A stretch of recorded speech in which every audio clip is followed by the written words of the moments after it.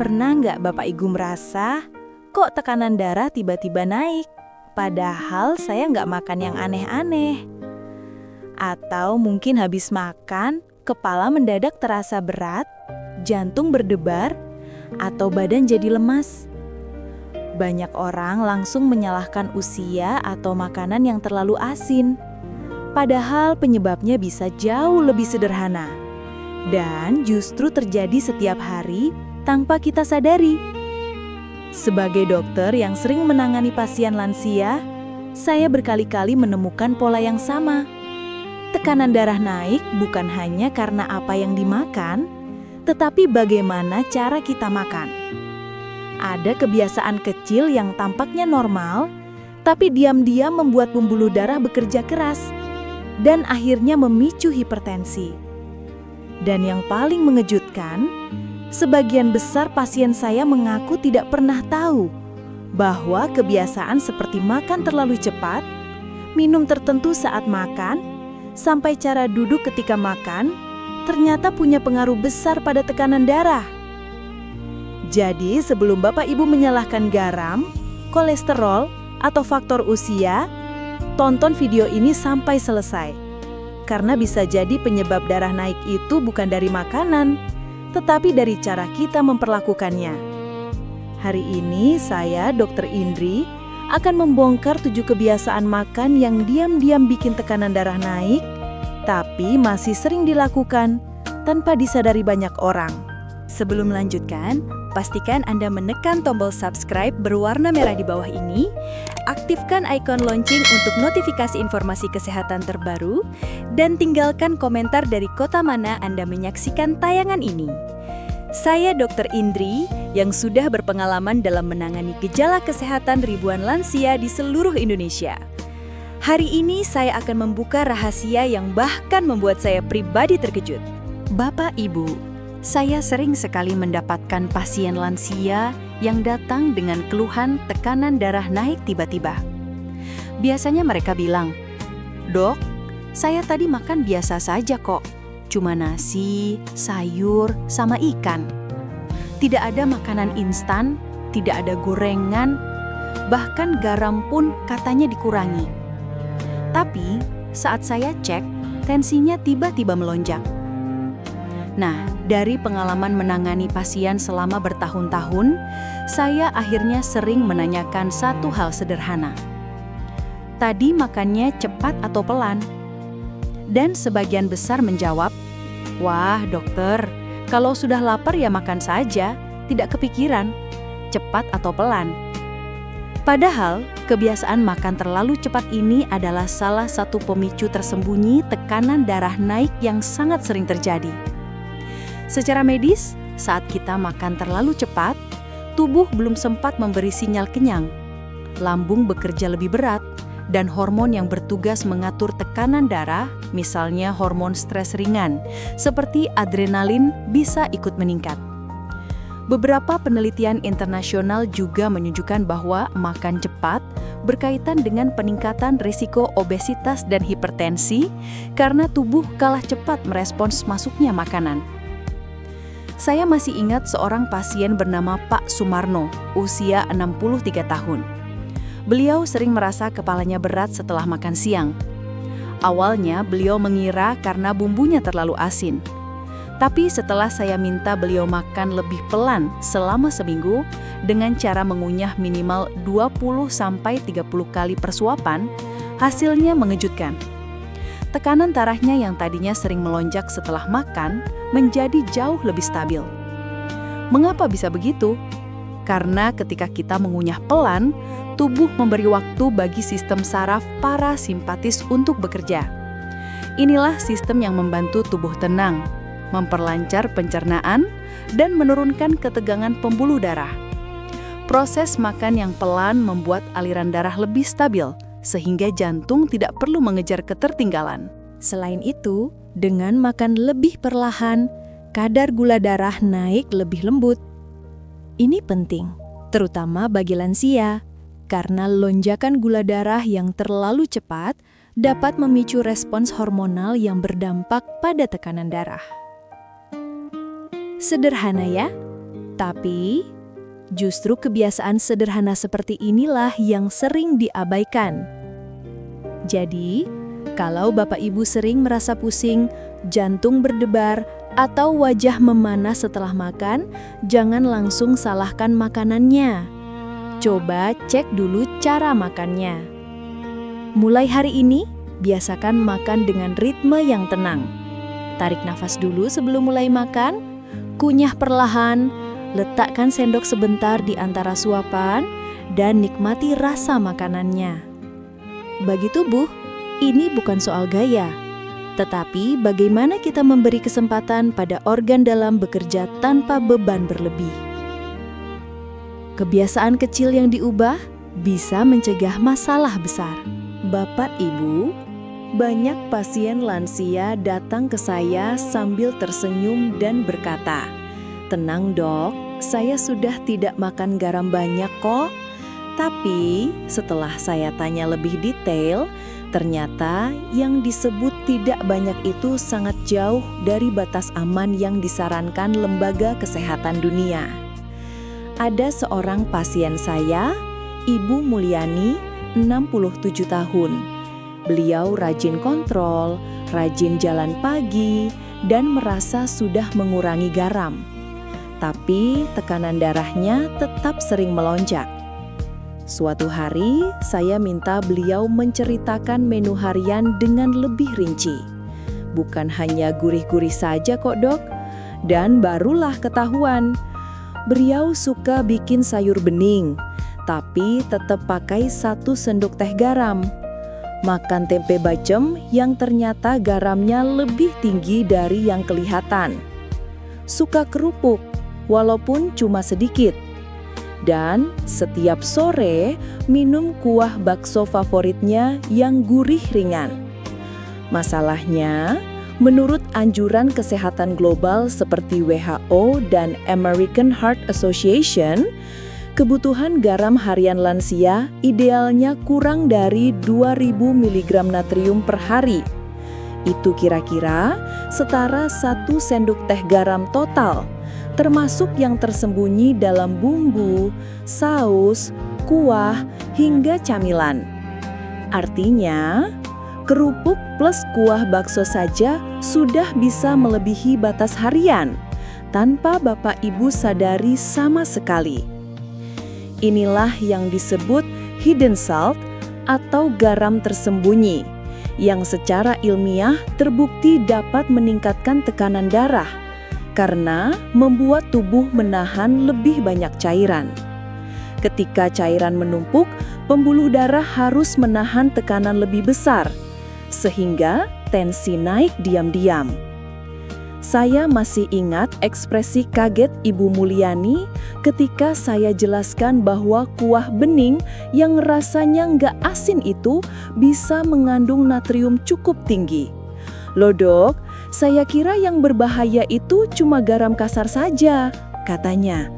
Padahal rasa gurih bisa datang dari penyedap, bumbu instan, kecap, saus sambal, bahkan makanan fermentasi seperti tahu kuning dan ikan asin. Semuanya menyumbang natrium yang membuat tekanan darah jadi sulit turun. Setelah itu, saya minta beliau melakukan diet garam bertahap, bukan langsung nol. Caranya, kurangi garam harian 20 hingga 30% dulu. Hindari kuah yang terlalu gurih, ganti kerupuk dengan buah potong sebagai camilan, banyak minum air putih agar natrium berlebih lebih cepat keluar. Cicipi makanan setelah matang, bukan saat memasak, agar tidak menambah garam berkali-kali. Dalam 3 minggu saja, tekanan darah beliau jauh lebih stabil. Nafasnya lebih ringan, dan kaki yang tadinya sering bengkak mulai membaik. Ini sangat sejalan dengan penelitian internasional yang menunjukkan bahwa mengurangi garam dapat menurunkan tekanan darah sistolik sekitar 5 hingga 6 mmHg pada lansia. Hal ini membuktikan bahwa kadang masalah bukan pada makanan berbahaya, tapi pada cara dan kebiasaan kita mengkonsumsi garam tanpa sadar. Karena itu, Mulai sekarang, Bapak Ibu bisa melakukan cek sederhana. Dalam sehari, berapa banyak makanan gurih yang saya makan tanpa disadari? Jika jawabannya lebih dari 2 jenis, mungkin tubuh sedang bekerja keras mempertahankan tekanan darah tetap stabil. Ingat, yang merusak bukan hanya apa yang kita makan, tapi apa yang kita anggap aman, padahal diam-diam memberi beban berlebih bagi tubuh. Bapak Ibu pernah nggak merasa sedang makan biasa aja, tapi tiba-tiba wajah terasa panas, jantung berdetak lebih cepat, atau kepala mulai agak berat? Banyak lansia mengira itu tanda masuk angin. Padahal, dalam banyak kasus yang saya temui, itu bukan karena angin, tapi karena kebiasaan makan terlalu cepat. Saya jadi ingat Pak Ruslan, 72 tahun, seorang pensiunan guru yang selalu bilang, "Dok, saya makan pelan kok." Tapi saat saya minta beliau praktekkan cara makannya, wah, ternyata setiap suapan hanya dikunyah 2-3 kali, lalu langsung ditelan. Dan dalam waktu kurang dari 7 menit, lauk serta nasi sudah habis. Dulu waktu masih ngajar, saya harus makan cepat sebelum bel masuk. Kebiasaan sampai sekarang, Dok, katanya sambil tertawa kecil. Banyak orang tidak sadar bahwa pola makan seperti ini terbukti memicu peningkatan tekanan darah. Dalam penelitian dari Jurnal Circulation dan Journal of the American Heart Association, makan terlalu cepat dapat meningkatkan risiko tekanan darah tinggi hingga 30% lebih besar. Kenapa bisa begitu? Karena saat makan cepat, tubuh belum sempat mengirim sinyal kenyang ke otak, akibatnya porsi makan jadi berlebihan. Produksi insulin naik, membuat pembuluh darah lebih sensitif terhadap tekanan, sistem saraf simpatis aktif yang memicu detak jantung dan mengencangkan dinding pembuluh darah. Lambung bekerja terlalu keras sehingga menekan diafragma dan mempengaruhi ritme pernafasan.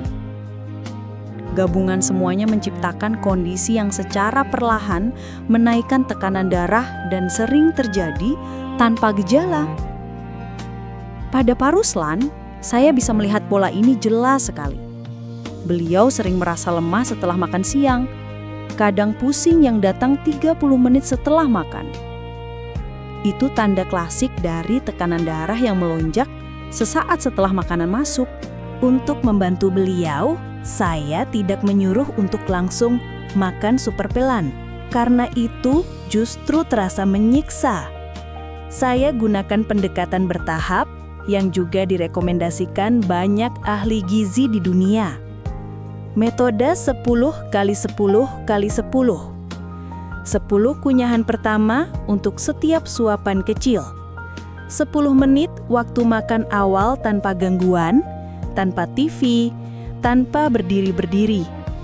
10 detik jeda setiap 3-4 suapan supaya tubuh punya waktu membaca sinyal kenyang. Awalnya sulit, tapi setelah 2 minggu, Pak Ruslan bilang, "Dok, kok aneh ya, saya merasa kenyang lebih cepat padahal porsinya nggak banyak." Nah, itu tandanya sinyal kenyang mulai bekerja normal kembali.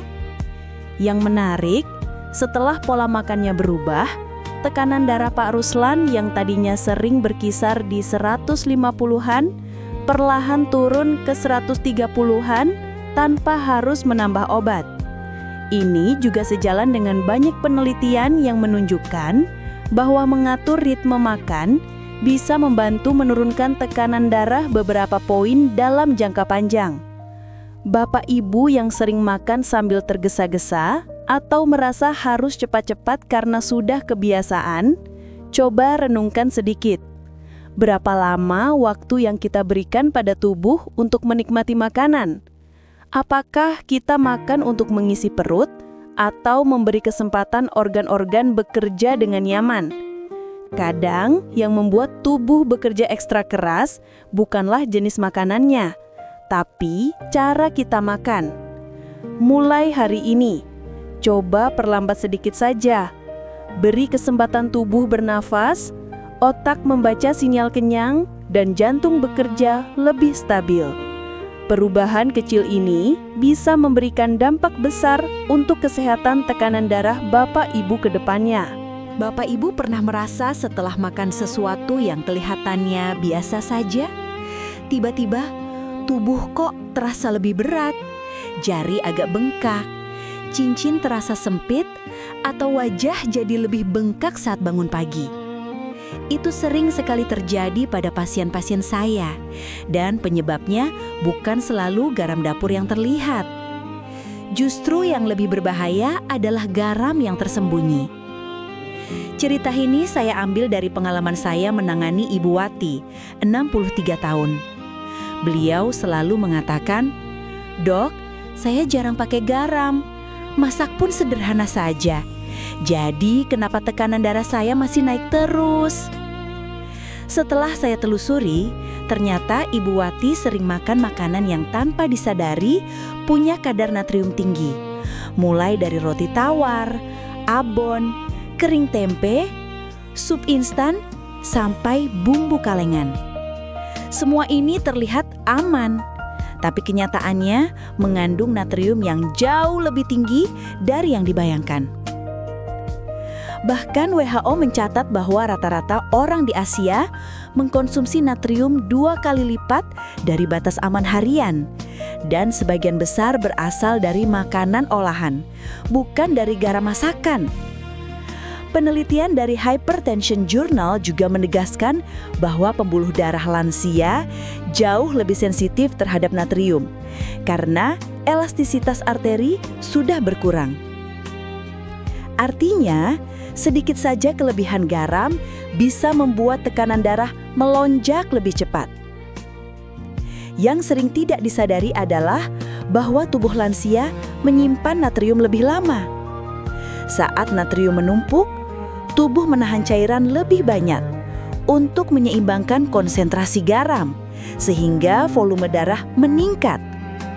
Nah, bertambahnya volume darah otomatis menaikkan tekanan dalam pembuluh darah. Pada Ibu Wati, dampaknya terlihat jelas.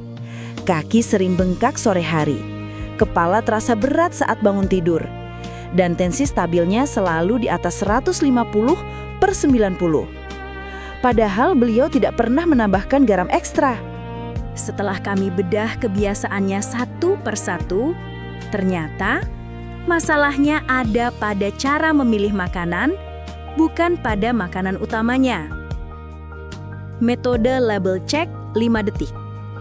Saya ajarkan metode sederhana yang bisa dipakai siapa saja. Lihat bagian natrium.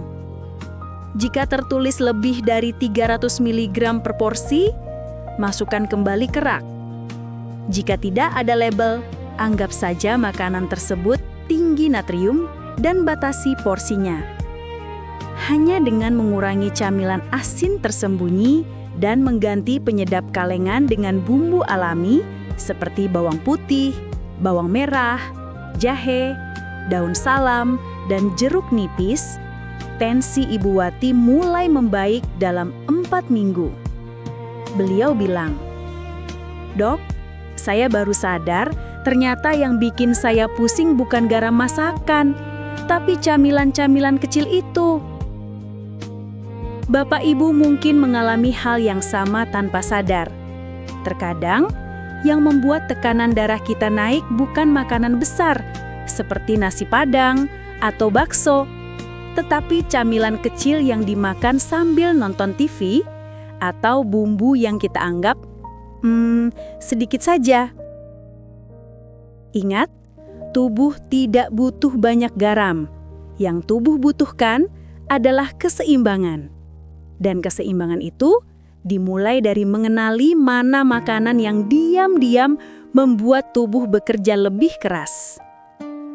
Jika kita bisa mengendalikan sumber natrium tersembunyi ini, tekanan darah jauh lebih mudah dikontrol tanpa harus menambah dosis obat. Dan banyak penelitian di dunia sudah membuktikan hal itu. Jadi, mulai hari ini, ayo sama-sama lebih peka terhadap apa yang kita makan. Membaca label bukan kebiasaan anak muda saja, tapi justru salah satu senjata terbaik lansia untuk melindungi jantung dan tekanan darahnya. Bapak Ibu yang saya hormati, kesehatan itu tidak datang dari perubahan besar, tetapi dari kebiasaan kecil yang kita lakukan setiap hari, termasuk cara kita makan, memilih makanan, dan menjaga ritme tubuh. 7 kebiasaan sederhana yang tadi kita bahas mungkin terlihat sepele, tapi dampaknya bisa besar sekali untuk tekanan darah, jantung, dan kualitas hidup di usia senja. Jadi mulai hari ini, ayo kita jaga diri lebih baik, lebih sadar, dan lebih sayang dengan tubuh sendiri. Kalau Bapak Ibu merasa video ini membuka wawasan baru, mohon bantuannya untuk like, subscribe, dan tuliskan kota asal Bapak Ibu di kolom komentar. Saya, Dr. Indri, sangat terbantu membaca komentar-komentar itu agar bisa terus membuat edukasi khusus untuk kesehatan lansia di Indonesia.